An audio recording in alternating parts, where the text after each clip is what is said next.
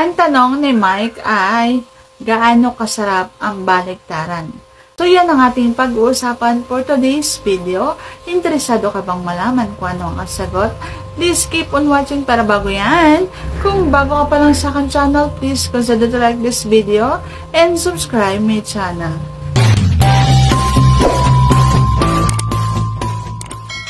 Gaano nga ba kasarap ang baliktaran? Iba-iba. Para sa ibang babae, nasasarapan sila. Pero para sa katulad ko na hindi naman ganun kaagaan at hindi naman ganun ka-sexy, so hindi ako nasasarapan. Hindi talaga ako yung babae na nasasarapan sa baliktaran. Nahihirapan ako.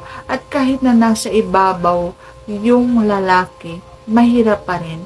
Kasi nakasalpak lang pag tumigas na yan, nakasalpak lang sa bunganga. Ang hirap niyang ilabas-pasok kapag nasa ilalim ang isang babae. Hindi siya makakilos. Hindi ganon kasarap kumain na nakasalpak lang sa bunganga, papaikot-ikutin lang ng dila mo. Hindi masarap, hindi komportable yung pakaramdam na ganon.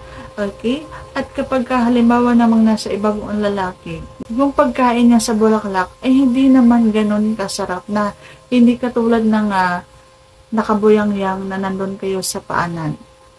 Okay? So, hindi masarap. Hindi abot na abot yung kabuuan ng bulaklak. Kasi kapag kinakain ng bulaklak, yung buong bulaklak masarap na didilaan at nasisipsip yan. Hindi abot yung buong bulaklak kapag halimbawang na nagkakainan kayo ng nasa ibabaw ang lalaki.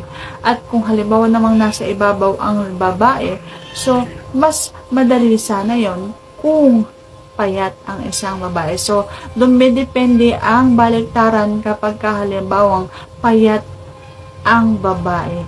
So, mas masarap talaga ang baliktaran kung nasa ibabaw ang babae. Kung nakakatagal siya sa ibabaw, kaya ko naman. Kung kaya naman sa kaya.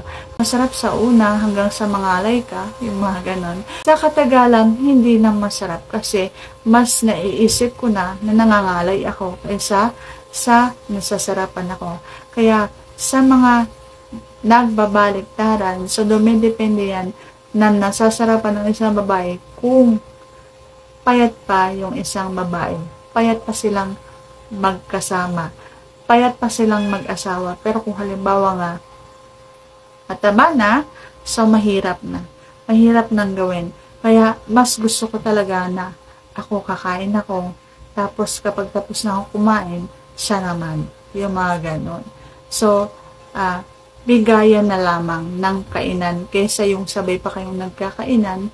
Tapos, sa katagalan, sa una lang masarap, sa katagalan, hindi na sumasarap kasi nakakangawit na.